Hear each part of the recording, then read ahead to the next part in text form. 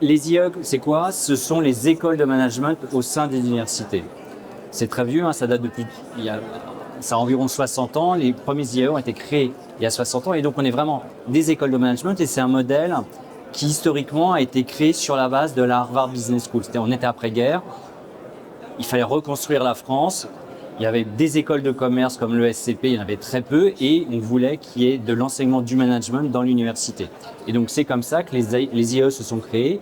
D'abord uniquement au niveau Bac+5. Et puis au fur et à mesure, on est venu au niveau Bac+4, Bac+3. Et maintenant, vous avez aussi des IE qui proposent des formations en post-bac. Vous voyez, premier IE en 1955 et vous pouvez voir qu'on a une couverture territoriale extrêmement forte. Et sur l'Île-de-France, il y a l'IE de Paris qui est historique. Et puis l'IE de Créteil qui est le deuxième IE qui a été créé maintenant il y a une quinzaine d'années.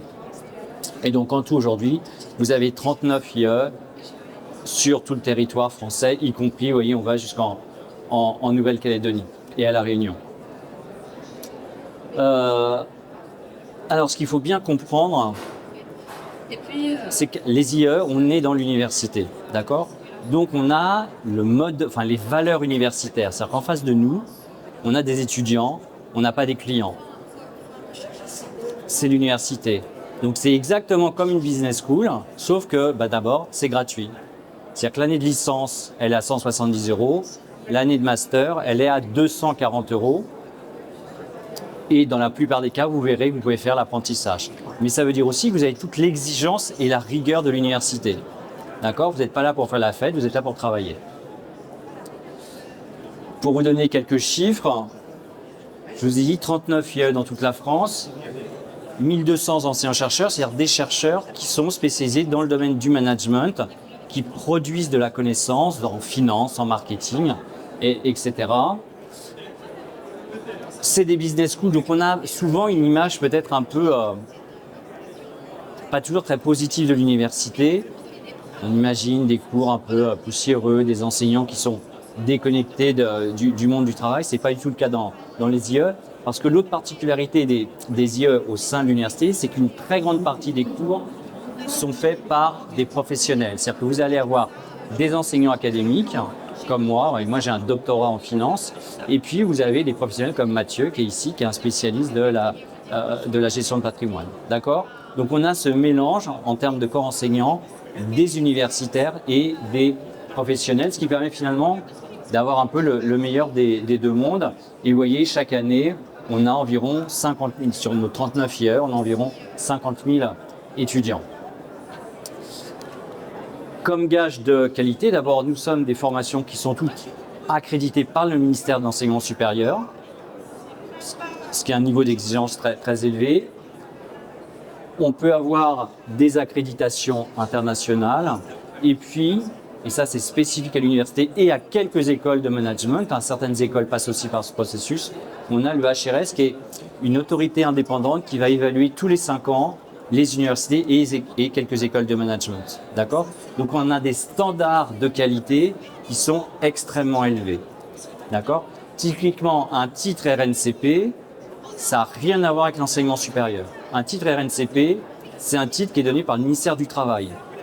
Ça n'a rien à voir avec l'université, ça n'a rien à voir avec l'enseignement supérieur.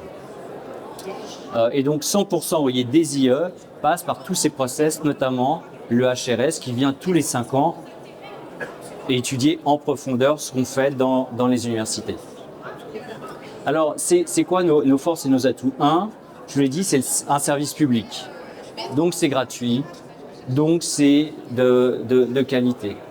Deuxième force, on a un ancrage territorial. Vous voyez, on a 39 IE sur toute la France.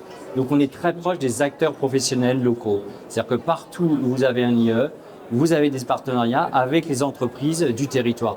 Et ça, c'est extrêmement important parce que ce sont ces entreprises qui vont envoyer leurs cadres faire des cours. Ce sont ces entreprises qui vont prendre des stagiaires, qui vont prendre des apprentis.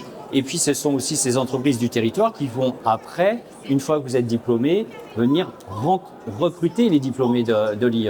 Donc, il y a ce maillage qui est extrêmement fort et qui est extrêmement important en termes d'insertion professionnelle. Et puis, c'est ce que je dis tout à l'heure, il y a 1200 anciens chercheurs, c'est-à-dire que les enseignants des IE, ils viennent pas juste délivrer un cours, ils produisent aussi des articles de recherche, ils écrivent des manuels qui sont les références dans leur domaine.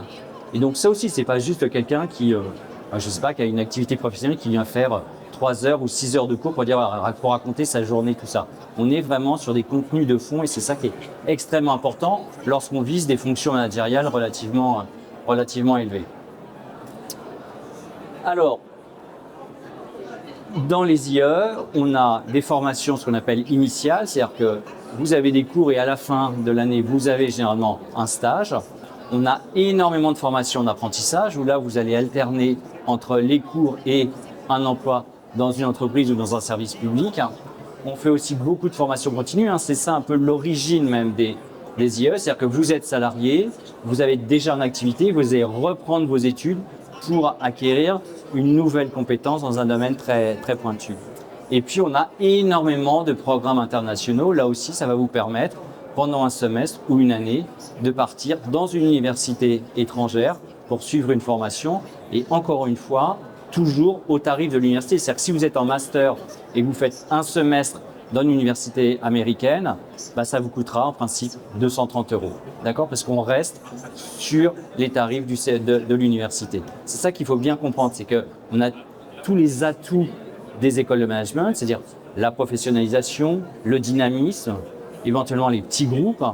Et à côté de ça, on a ce qui fait l'ADN de l'université, c'est-à-dire la rigueur et aucune discrimination sociale puisqu'on est sur des droits d'inscription nationaux. Alors, dans les IE, on couvre tous les champs du management. Donc, ça va de l'expertise comptable à la GRH, on va faire de la finance, on va faire du marketing, on va faire de la logistique. Vous voyez, on couvre tous les domaines du management. On a aussi un certain nombre de formations qui vous sont proposées en e-learning. On a aussi des doubles diplômes. Alors, des doubles diplômes, soit avec d'autres formations de l'université. Par exemple, vous allez pouvoir faire je sais pas, une licence de gestion et en même temps une licence d'histoire de l'art comme ça peut exister dans certains endroits. Et puis vous avez aussi des doubles diplômes internationaux, c'est-à-dire que vous allez avoir le diplôme de l'IE et le diplôme d'une université étrangère. D'accord? Donc là aussi, vous avez un panel d'offres de formation qui est extrêmement large. Et puis on a 156 formations délocalisées, c'est-à-dire que vous allez pouvoir suivre, vous ça ne vous concerne pas, mais par exemple, un master CCA à Casablanca au Maroc par exemple. Alors typiquement, là on ne le voit pas très bien sur le schéma, mais on est sur le schéma classique de l'université. On fait de la licence en 3 ans. Dans certains IE, vous pouvez avoir des licences professionnelles à Bac+3. Et puis après, vous avez des masters en 2 ans. Et puis vous avez après le doctorat en 3 ans, c'est-à-dire qu'il vous monte jusqu'à Bac+8. C'est-à-dire qu'on couvre tout le spectre des formations universitaires. Alors, l'alternance est extrêmement important, ça s'est fortement développé ces dernières années. Donc, tous les IE proposent des formations en apprentissage. Alors, l'avantage de l'apprentissage, c'est quoi? C'est que, vous allez alterner les cours et un emploi en entreprise. Donc, du coup, ça va vous permettre de mettre en pratique, en œuvre, immédiatement ce que vous avez acquis en cours, et ça c'est vraiment super important. Moi je suis responsable d'un master en gestion de patrimoine. Les étudiants le vendredi ils ont un cours en droit de la famille ou en fiscalité, et le lundi suivant ils vont peut-être se retrouver auprès d'un client qui va leur poser des questions sur l'impôt sur la fortune immobilière ou des questions en termes de régime matrimoniaux. Et donc ils font comme ça des allers-retours en permanence entre ce qu'ils apprennent en IE et ce qu'ils vont faire dans leur entreprise. Et évidemment, l'autre avantage de l'alternance, c'est que du coup, vous êtes tellement opérationnel à la fin de votre année ou de vos 2 années d'apprentissage sur Reason en termes de master, qu'évidemment, vous avez une insertion professionnelle qui est excellente. Et puis, l'autre intérêt de l'alternance, c'est que, évidemment, du coup, vous êtes payé. Et alors, c'est beaucoup plus qu'une rémunération de stage. Là, je discutais avec mes apprentis. Ils sont à 1 800 € net par mois, en 2e année de master. Alors, c'est plutôt pas mal, c'est mieux que de l'argent de poche. Si vos parents donnent beaucoup d'argent de poche, je ne sais pas, monsieur. votre fils n'a pas l'air de recevoir 1800 € net par mois d'argent de poche. Donc, vous voyez, ça vous permet vraiment d'être à l'aise dans votre vie. Vous voyez, cette année, il y a plus de 15 000 étudiants dans un IE, qui sont en alternance. Donc là, c'est vraiment important et c'est vraiment là aussi quelque chose de très distinctif au sein des universités pour ce qui est des IE. Et vous voyez, on a aujourd'hui plus de 500 parcours au sein des IE qui sont ouverts à l'alternance, dont 85% en master. C'est-à-dire qu'aujourd'hui, dans les IE, une grande majorité des masters sont faits en alternance. Obligatoirement, il y a certains masters qui sont faits de façon plus classique. Vous avez des cours et après vous avez un stage parce que vous avez des métiers. Je prends l'exemple, ce que je connais le mieux, c'est des métiers de la finance où l'alternance n'est pas adaptée. Pourquoi? Parce que vous faites des fusions-acquisitions, par exemple. À un moment, il y a un deal qui arrive. Vous allez bosser tous les jours de 9h à minuit pendant 15 jours. Et donc, par définition, c'est pas adapté au rythme d'alternance. Mais aujourd'hui, dans la majorité des formations, la deuxième année, pas toujours, mais la seconde année du master est offerte en alternance.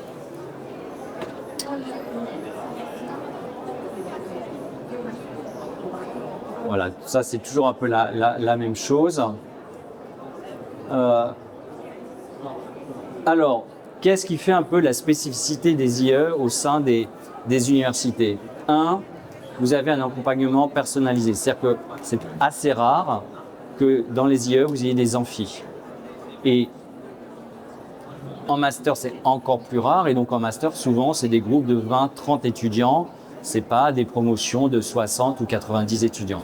Donc on a à chaque fois des tout petits effectifs. Et le fait d'avoir des tout petits effectifs, ça permet d'avoir un suivi très personnalisé, d'avoir des relations avec les enseignants en grande proximité.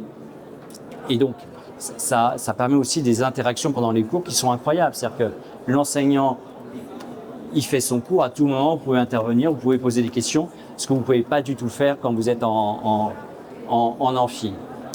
Vous avez un réseau d'alumni puissants. Les alumni, c'est les diplômés des masters. Là aussi, c'est très structuré, ça facilite l'insertion professionnelle, ça permet de faciliter l'obtention de stages, l'obtention d'alternance. Moi, je le vois toujours dans le master dont je m'occupe, en gestion d'entretien avec mon collègue. Voilà, on n'a même pas besoin de chercher des alternances pour nos étudiants. Il y a tous nos anciens qui nous écrivent Monsieur Tauvron, j'aurais besoin d'un ou deux alternants et tout ça. Donc c'est vraiment quelque chose qui est extrêmement important en termes d'insertion professionnelle. Il y a aussi une vie associative qui est extrêmement importante. Dans tous les IE, vous avez un bureau des étudiants, vous avez généralement un bureau des sports, vous pouvez avoir un bureau des arts. Donc là aussi, c'est important. Pourquoi? Parce que pour réussir ses études, il faut être heureux où on fait ses études. Et pour être heureux où on fait ses études, c'est souvent parce qu'on a un environnement qui est favorable, on ne fait pas qu'étudier, on a aussi une vie sociale, on a des amis, on s'est constitué un réseau d'amis. Et c'est ça aussi qui fait la particularité des IE. Et puis, vous avez une super bonne insertion professionnelle. Encore une fois, je vous donne l'exemple de mon master en gestion de patrimoine. Aujourd'hui, 100% des étudiants ont un emploi avant d'être diplômés. En tout cas, ceux qui cherchent du travail, après, il y en a, après leur master, ils veulent faire le tour du monde. Pourquoi pas? Mais en tout cas, tous ceux qui cherchent du travail ont un emploi avant d'être diplômés. Avec des salaires, je crois qu'il y a un slide après, qui sont très, très corrects. Alors, là, je vous ai parlé des IE de façon très générale. Là, on va faire un petit focus sur l'IE où je suis. Comme ça, vous allez voir un peu plus précisément ce que c'est qu'un IE. Donc, sur l'IE Paris-Est qui se trouve sur 3 campus, à Créteil, dans le 94, à Lieusaint, où là on a juste une licence, et puis à Marne-la-Vallée, où là on a licence et puis surtout des masters. On a des masters dans tous les domaines. On a 5 masters dans le domaine. On a 5 masters dans le domaine de la banque et de la finance. On a des masters dans le domaine de la comptabilité. On a 7 masters dans le domaine du marketing. On a évidemment plein de masters dans le domaine du management. Ça va être de la logistique, de la gestion des ressources humaines. Et puis, on a des masters très spécialisés sur un secteur. On a des masters dans le domaine de la santé. On a des masters dans le domaine du management du sport. Donc oui, on a une offre de formation qui est extrêmement étendue, avec à chaque fois des groupes où vous n'êtes jamais plus de 30 étudiants dans un groupe en master. Donc oui, c'est vraiment des petits groupes, ce qui permet vraiment une forte interaction avec les enseignants. Taux d'insertion professionnelle, donc là on a pris, on a comparé nos statistiques à nous avec les statistiques des écoles de commerce, des écoles de commerce, de la conférence des grandes écoles. Pas toutes les écoles, vraiment les écoles les plus sélectives. Vous voyez, en termes d'insertion professionnelle, on est exactement la même chose, 90% d'emploi à 6 mois, de façon générale. Et sur les frais de scolarité, une école sur 5 ans, alors c'est marqué 35 000 euros, c'est beaucoup plus, c'est vraiment une valeur moyenne. Nous, je vous ai dit, une licence 170 euros, le master, je crois que c'est 270 euros l'année, sauf si vous le faites en alternance ou c'est gratuit. Alors, je vous ai dit, promotion restreinte, 30 étudiants au maximum par classe. Parfois, on a même on dédouble dans certains cas pour avoir une approche pédagogique encore plus adaptée. Sur Créteil, si je prends le mien, on est à la sortie du métro, donc c'est Créteil Université, donc c'est extrêmement facile d'accès. On a un bâtiment qui nous est dédié, on a plein d'infrastructures, on a une bibliothèque universitaire qui est incroyable, on a un corps enseignant, vous voyez, on a des universitaires comme moi, on a 450 intervenants professionnels qui viennent partager leur expérience au sein des cours avec, là encore une fois, je vous ai dit, nous on a des étudiants, on n'a pas des clients, donc un niveau d'exigence académique est extrêmement élevé. Évidemment, tout ça, ça a une contrepartie, c'est qu'on a aussi un niveau d'exigence à l'entrée qui est extrêmement fort. C'est-à-dire que vous postulez, et puis on a un taux de sélectivité qui est généralement en moyenne autour de 10 à 15%. D'accord ? Donc il faut vraiment avoir un bon dossier pour pouvoir être admis à l'IE. Alors je vous ai dit, il y a aussi une dimension internationale qui est très importante. Au niveau des IE, en règle générale, il y a 3400 partenariats pour les 39 IE. Si je prends l'exemple de l'IE Paris-Est sur le campus de Créteil, on a 90 partenaires dans le monde entier. Évidemment en Europe avec Erasmus, mais on en a aussi aux États-Unis, on en a en Amérique du Sud. Là, hier, j'étais en visio avec une de mes étudiantes qui est actuellement à Buenos Aires. Et à cette visio, il y en avait aussi qui était à McGill au Canada. On en a au Japon, on en a en Corée. On a des partenariats dans le monde entier, ce qui vous permet de faire soit une année de césure, soit un semestre de mobilité dans une de ces universités. Vous voyez, 18 000 étudiants qui sont en mobilité internationale chaque année dans les IE. Et on a plus de 300 parcours qui sont soit bilingues, dont 100 qui sont 100% en anglais. C'est-à-dire que vous pouvez, c'est par exemple le cas, nous on a un MBA, les cours du MBA ils sont 100% en anglais. Moi je m'occupe d'une licence aussi en management international. En 3e année de la licence, il y a un semestre obligatoire dans une de nos 90 universités partenaires et l'autre semestre en France il est 100% en anglais. Puis vous êtes mélangé avec des étudiants internationaux, vous allez avoir en cours des camarades qui viennent des États-Unis, des Américains, des Japonais, des Italiens. Bon, ça vous intéresse pas. Hop. Tremplin vers l'emploi. Je vous ai dit, une excellente insertion professionnelle. Des salaires moyens qui n'ont rien à envier aux grandes écoles. Encore une fois, je vous parle de la conférence des grandes écoles. Je ne parle pas de toutes les écoles, je parle des plus élevés. Quasiment 40 000 euros de salaire à l'embauche. Alors, c'est très variable les salaires à l'embauche parce que c'est très dépendant du secteur dans lequel vous allez travailler. Il y a des secteurs, pour X raisons, les salaires sont plus faibles, souvent parce qu'il y a plus de demandes. Et il y a des salaires qui sont plus pointus, plus techniques. Typiquement en finance, où les salaires sont les plus élevés. Là, sur le stand, je discutais avec un de mes étudiants qui est en alternance dans une grande banque. Donc là, il a des propositions d'embauche. Quand il fait son salaire de base, plus participation, intéressement, plus prime, il arrive à 23 ans, 58 000 euros. Même les plus grandes écoles de commerce, elles n'arrivent pas toutes à ce prix-là, à ce salaire-là. Donc, encore une fois, faut pas salaire, c'est important. C'est pas parce que le salaire est élevé qu'il faut faire ce master-là, hein. Il faut avant tout faire un master parce que vous avez envie de travailler dans ce secteur. Puis après, le salaire, c'est... Mais le plus important, c'est de faire un métier qu'on a envie de faire, pas nécessairement faire un métier où les salaires sont très élevés et où vous n'allez pas vous épanouir. Un métier, ça dure longtemps. Donc, il faut vraiment être épanoui. Vous voyez, 88% des professionnels estiment que les formations IAE répondent à leurs besoins. Donc, on a aussi des retours des employeurs qui sont vraiment excellents. Alors, comment on fait pour entrer dans un IE? Donc là, on est au salon des masters. Donc, il faut obligatoirement passer par la plateforme Mon Master. C'est une plateforme nationale, en tout cas pour le M1. Pour le M2, vous allez postuler université par université. Mais si vous voulez postuler en M1, c'est obligatoirement la plateforme Mon Master, sauf si c'est un MBA, parce que là, comme c'est un 100% en anglais, on est sur des dispositifs différents. Mais si vous voulez faire un master à l'université, c'est la plateforme Mon Master. Elle a ouvert il y a quelques jours, je crois, et elle va fermer dans 3 semaines. Donc vous avez une fenêtre, parce que je n'ai pas les dates en tête, mais vous avez une fenêtre de 3 semaines pour postuler. D'accord? Dans la plupart des IE, pour entrer en master, on va vous demander un score IE message. C'est quoi le score IE message? C'est un score qui va mesurer votre niveau, vos compétences dans 4 domaines.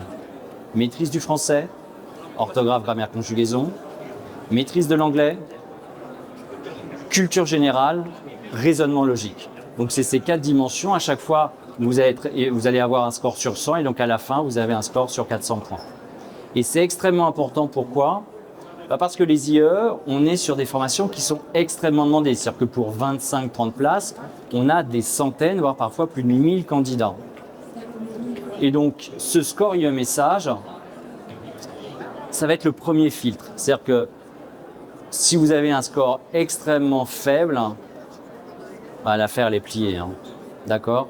Donc, ce score IE message, il est vraiment extrêmement important. Là, je vous parle de la plateforme Mon Master, c'est-à-dire que grosso modo, je crois que dans 3 semaines, c'est fermé. Si vous n'êtes pas inscrit, si vous n'êtes pas encore inscrit, ça devient très urgent parce que c'est pas 2 mois après la fermeture de la plateforme Mon Master qu'il faudra envoyer votre score IE message. D'accord? Donc là, dès ce soir, si vous ne l'avez pas fait, vous vous inscrivez. Ça coûte pas très cher, je crois que ça coûte 35 € le score. Vous pouvez le passer plusieurs fois. Par contre, c'est du boulot, il faut s'entraîner. D'accord? Mais c'est vraiment le premier outil qui permet, parmi les centaines de candidatures, d'identifier quelles sont les plus faibles, quelles sont les meilleures. Alors, ce n'est pas parce que vous avez un score exceptionnel. Le score moyen, il tourne autour de 180 points. Ce n'est pas parce que vous allez avoir un score de, 250 points que vous êtes nécessairement admis. Mais ça envoie le signal que vous avez déjà un bon niveau dans ces domaines-là. D'accord? Donc vraiment, il faut avoir ce score quand vous inscrivez. Ce qui est possible, c'est qu'à date, vous n'avez pas encore passé le score. Dans ce cas-là, sur la plateforme Mon Master, vous allez saisir votre numéro d'inscription. Et nous, à partir de votre numéro d'inscription, on pourra consulter en ligne le score que vous avez obtenu, même si au moment de la fin des inscriptions, vous n'avez pas encore obtenu votre score. D'accord? Ça vous permet de gagner un peu de temps et surtout de pouvoir vous positionner sur une session qui arrive là en fin février, février à mon avis c'est trop tard, mais tout début mars. D'accord? Mais c'est vraiment important ce score IE message.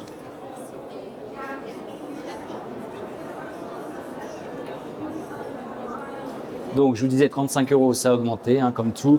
Maintenant, c'est 42 € le prix du score IE message. Vous pouvez le passer plusieurs fois et c'est un score qui va être exigé à l'entrée de plus de 400 formations. D'accord? Pareil, c'est un petit conseil, ça peut être pas mal, quand vous postulez dans une formation, d'envoyer des signaux positifs quant à votre niveau. Donc, vous allez mettre le score IE message quand c'est demandé. Si vous avez passé un TOEIC en anglais, mettez le score TOEIC. Si vous avez passé d'autres scores, je ne sais pas, type IELTS, Cambridge, TOEFL et tout ça, n'oubliez pas de rappeler sur combien de points et noter ce score. C'est-à-dire que tout le monde à l'université sait que le TOEIC, c'est sur 990 points. Les autres scores, certains, ça peut être sur 120, d'autres 250. Donc c'est bien quand même de le rappeler. C'est juste un petit tips pour vos candidatures. Et vous voyez, vous avez 48 centres en France qui vous permettent de passer ce score et au message. Et parfois, vous avez plusieurs sessions dans l'année. En tous les cas, ne tardez pas, sinon vous risquez d'être coincé. Puis surtout, il y a des sessions où il n'y a déjà plus aucune place.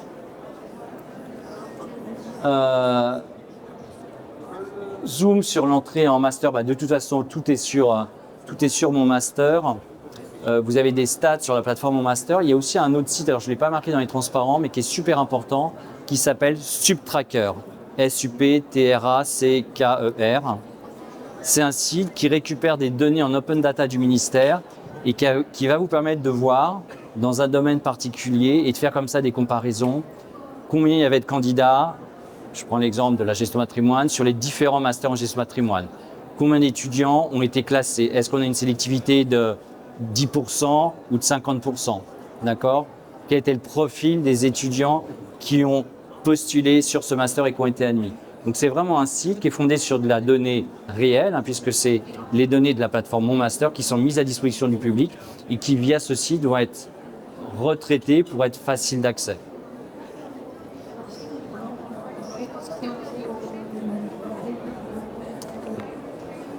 En conclusion, les IE, ce sont des formations, les masters en IE sont des formations d'excellence, fortement sélectives. Donc, il n'y a que des bons étudiants qui rentrent dans les IE, mais c'est comme l'auto, 100% des gagnants ont tenté leur chance. Donc, il faut pas faire de l'auto. Ne faites pas de l'autosélection, c'est pas le terme que je voulais dire, mais je ne le trouve pas. Donc n'hésitez pas à postuler, ayez conscience du niveau d'exigence pour entrer dans un IE, mais c'est parce qu'on est exigeant à l'entrée que le diplôme à la sortie a de la valeur auprès des employeurs. D'accord? Les employeurs, dans chaque domaine, savent que tel master, c'est un super bon master parce qu'il vient d'un IE.